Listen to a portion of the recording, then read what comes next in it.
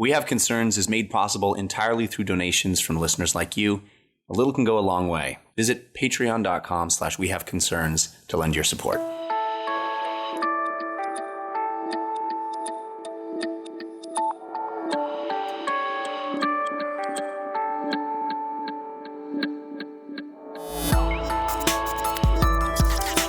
Welcome back to the world. Yeah, Man, I'll tell you crazy. what. While you were in your little bubble of love, there was a lot of important shit going on that you Was missed. there? Yeah, I've killed so many orcs in Shadow of Mordor. Did you make them turn on each other first? Oh yeah, I like to make them turn on each other, kill each other, and then whoever survives gets killed by me. I like that. But they love me. Like, that's the thing, is I make them love me first, and then I kill them. Finally a game made for your particular psychosis. It's beautiful, really. Finally, a game for me. This is We Have Concerns. Hello, concerned citizens, and hi, Jeff Canada. Hi, Anthony Carboni. I heard a lot of nasty rumors about funds being spent. Nope. Oh, okay. No, you didn't. Okay, good. Everything's All right, well, fine. that clears that up. This is the level of trust that we have for one another. Yeah. And that's why it's beautiful to work with you and to share a bank account with you. I take you at your word. You guys don't have pets, do you? I don't have pets. No, that was literally my only rule with my now wife when we first started dating is don't expect pets because I'm not going to have any. Really? You're not a Yeah. pet guy? I would see you as like an animal guy. I picture but- Jeff Canado as a guy with an animal familiar. I do have druidic tendencies. Yeah. No, I love animals. I love Yeah. them, but I don't want to own any. I like visiting animals and then leaving. I don't want. I honestly feel like I don't have the resources, time, space required to give an animal what it needs. When you say resources, do you mean physical resources and money, or do you mean emotional resources? I mean emotional resources. Yeah. I mean the ability to go, you know what? That dog needs to go out. And I don't have, it's not time for Jeff to go out.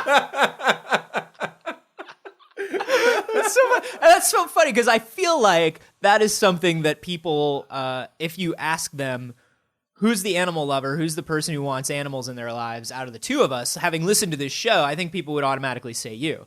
But it's Yeah, maybe. But the truth is that you're the one with the dog. It's and actually- it's an adorable dog. and I love that dog. I love that dog more than I love most people. But you know, I love visiting your dog. Yeah. I love coming to your place, and your dog is super friendly and awesome. I love your dog. You like being the dog's cool uncle. I do. But there, it's funny, like when people say that they don't have the emotional space for a dog, I think a lot of people are like, it's a fucking dog. What's the You take it out, you feed it. But there's more and more research, there's more and more proof that dogs don't just take up emotional resources. They have far more emotional resources of their own than we ever Yeah. thought.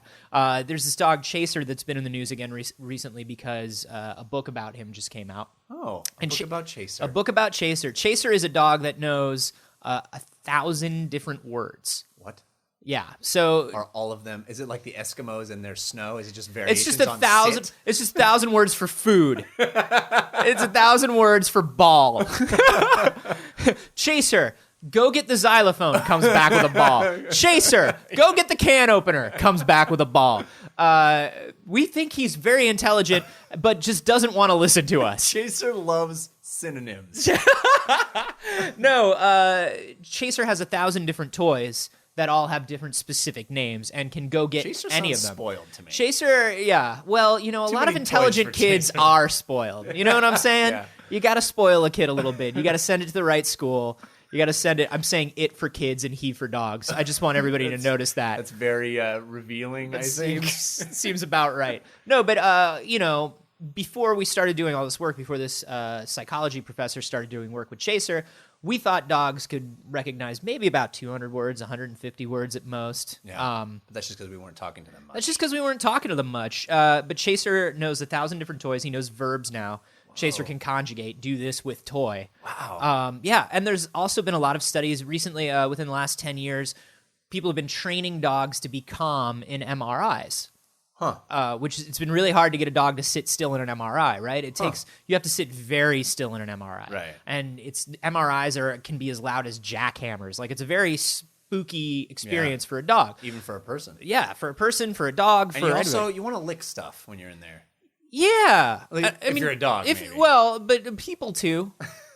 People too. There's something about just the shiny sci-fi otherness of an MRI machine that really just wants me to make out with it. Yeah. You know?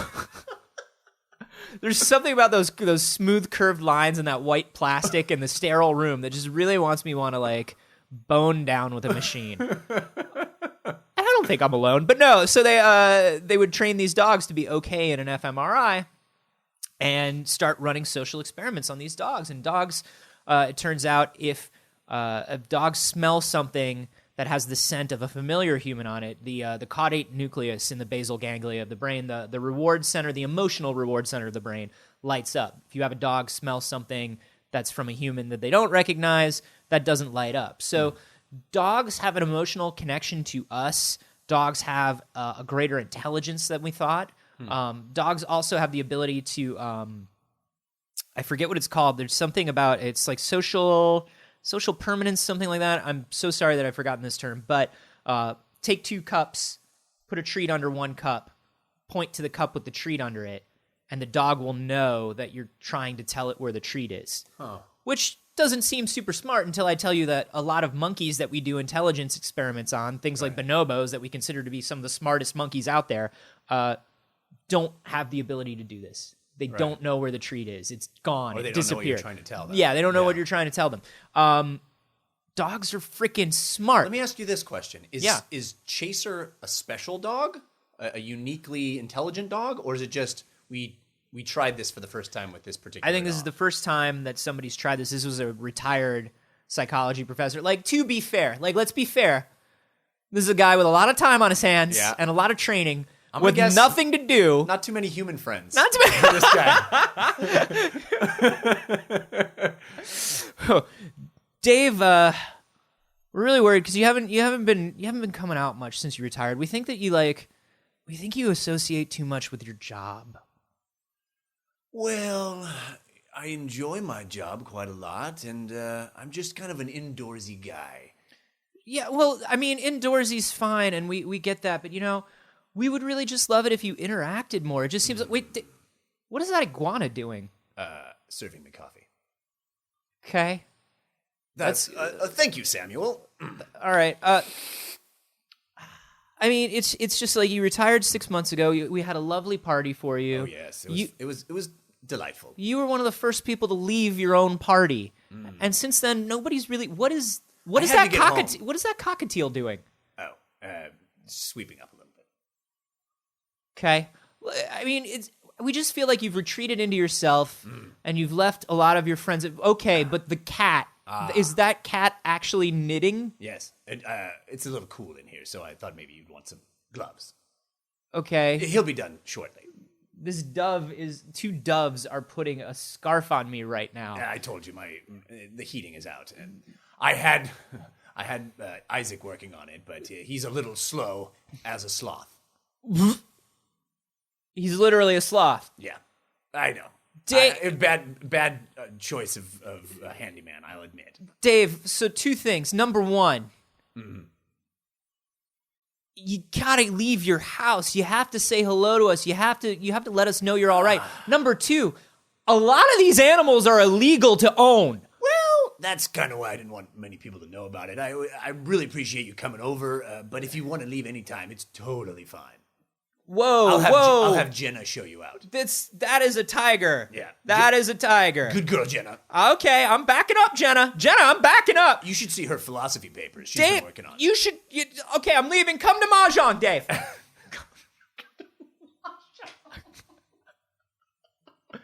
They're just worried about it. But I feel like, you would have to be somebody who prefers the company of animals. Yeah, for sure. Because, I mean, look, man, I worked hard to train my dog. My dog's pretty well trained. Yeah. I'm not going to say he's super bright. You know what I mean? He's no Chaser. That's why I wonder if Chaser is particularly adept at this, because I feel like we have a long history of animal trainers, of dog trainers particularly, who do some remarkable things with dogs. I've seen some dogs do some smart things. Yeah. I've seen some dogs leap long distances. I've seen some dogs be super obedient, do obstacle courses, tricks. Well, but here's the thing. We're always training animals to do things that impress us without thinking about what that means to the animal. What impresses them? Right? So animal intelligence, human intelligence is a certain thing, right? Like we know when someone's smart. Like, oh, that guy's pretty intelligent. That guy's read a lot. He's really funny. He's really witty. He's he knows the sciences. He's good at math, whatever. There are so many different ways that we measure human intelligence. Yeah. How do we know when a dog is smart? When it listens to what we say? Why does that make a dog smart? Yeah. When it's super obedient. That's all we do with animals, right? Like, wow, dolphins have to be the smartest animals in all of the world besides humans. Do a flip for a treat, asshole. Yeah. Dolphins have friendships for their entire lives, and if you play the call of one dolphin to another dolphin 10 years later, if they haven't seen each other, that dolphin will show an emotional longing for their misfit. I said flip through that fucking hoop. You want to fish? You want to fish or don't you want to fish, asshole? Yeah. And imagine if there was a human being with as much dependence on food as your average dog. Like, if a human being who just thought about food as much as your dog thinks about food. Yeah. Oh, I think I know some. Yeah. I know some. I think you're looking at one. I think a lot of people in the suburbs, right? Every time I go home to the suburbs and I visit my family, it's always like you go and you drive and you get breakfast and then you go home and you watch TV, and while you're watching TV, you immediately start talking about what's for lunch. Yeah. I feel like, that's a pretty... I feel like it happens. Yeah. I feel like we're pretty dependent on food plans. Yeah. Well, that's true. I mean, but a dog, you never have a situation where a dog doesn't want a treat. There's no dog that's like, I'm good on treats. Dagger will take a treat out of your hands sometimes and just put it down. Really? Yeah, because I think he doesn't want you to stop giving treats.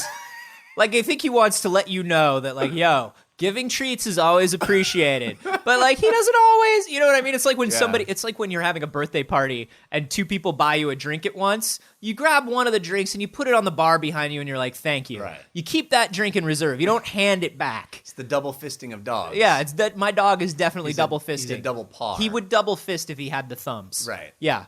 But what does this mean? How does this make you feel about dogs? Do you feel any differently than you did before knowing these things? I think you have an inherent sense that dogs are emotionally attached to you and have an emotional attachment to their owner that's stronger than an emotional attachment to any random other human being. Do we think, because dog owners are not surprised by these results, right? Dog owners are like, haha, we knew it. But I think we always had the feeling that dog owners anthropomorphize their dogs quite a bit. Absolutely the truth. Yeah.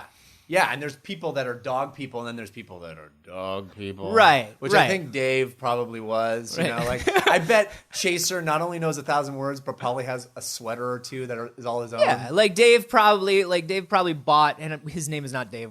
But he probably bought like the little stairs in Sky Mall that help your dog get up onto the bed. Yeah. You know, like, Chaser probably has his own Halloween costume. Yeah.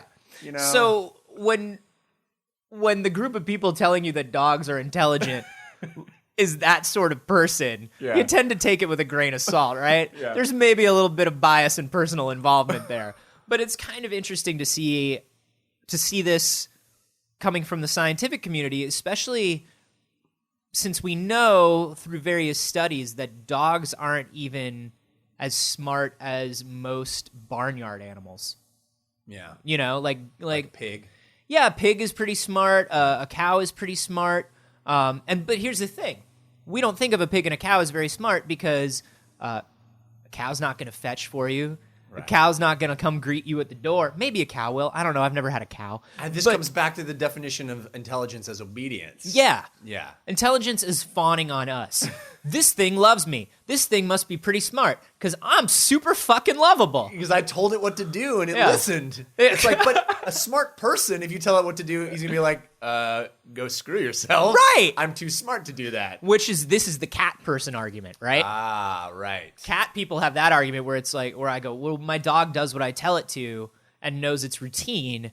That's pretty smart. And cat people go, no, Yeah. That's a shitty, obedient animal slave. Yeah, that's my a, cat that's is a dullard who Yeah. is willing to do what you say. A cat is like, a cat is screw you. a cat is crazy smart. My cat is way smarter than anybody else. Meanwhile, the cat's like behind them, knocking shit off of the counter with its Yeah. paws and just staring like an Yeah. asshole. An internet full of video says otherwise Yeah. to your cat intelligence. Well, it says the cat's intelligent, but it doesn't. That cat's intelligence tells it that it's more intelligent than you.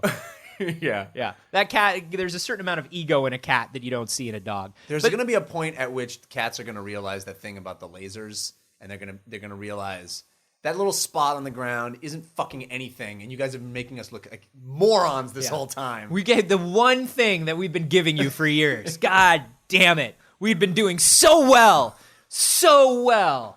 Charlie, Charlie. What you're still chasing the dot. I'm going to get it. No, Charlie, you're not gonna get listening. it. No, we've spent so long trying to subjugate the humans. It's on your forehead. Don't get it. Don't get it off me. Get it off me. God damn it, we fell for it again. I thought I had it this time. It's I really thought I okay, had it. Charlie. I blame myself. Have you ever seen something so vibrant and beautiful move so fast? Only myself, Charlie. Only myself. Because that's how cats feel about themselves. They do. They're very egotistical animals. You know, when I was in Italy just last week, I had two. When you just popped over to Italy like you do. As I do. Fuck you. There were two specific instances that are relevant to this topic. One is I got to watch a dog find truffles. Yeah. They have, at the place we were staying, they had a... Oh, they used a dog and not a pig. Yeah, common misconception. Pigs will fuck up your truffles. Oh, okay. You want to keep the pigs away. In fact, they have wild boar around that they're all constantly fucking up their truffles. Pigs will take the pig's smart, take the truffle, eat it. Yeah. This is again an example of the intelligence of the obedient animal versus the disobedient animal. Right. Because the pig, he'll find the truffle. He'll have no problem finding the fucking truffle, but he's going to eat it himself. Dog, which I witnessed, finds a truffle, shakes the dirt off of it, hands it to its owner.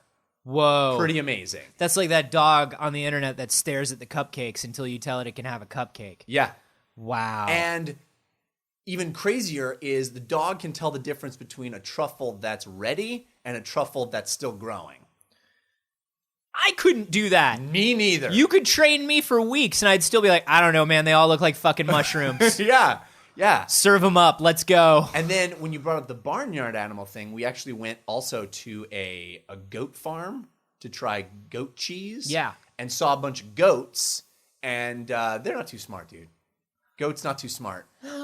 Although, yeah. check this out. So when they bring the goats in to milk them, they come in a single file line, and they always come in the exact same order every time, and it's order of social prominence. Yeah, they have an intense hierarchy. They're very social crazy. animals. So that's the other thing is like social intelligence versus emotional intelligence, academic intelligence, all that stuff. Animals are very socially intelligent. Yeah. You know, animals communicate to each other, with each other, and about each other in so many different ways. Like that's what's crazy is now that we're seeing this stuff about dogs, it's kind of like I think for a lot of people it's blowing the whole animal thing wide open, right?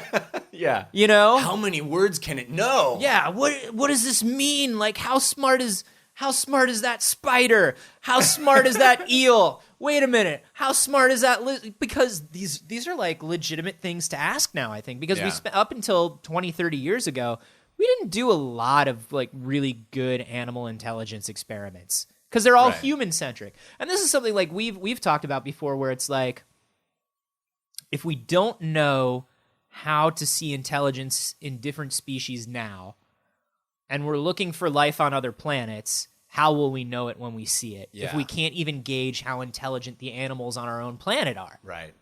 Yeah, that's a big problem. It's a big question, at least. Yeah, I don't know that it's a big problem. Like, I don't know if we don't solve that problem right now, things are going to go to shit. But, like, it feels like something we'll need to think about in the near future.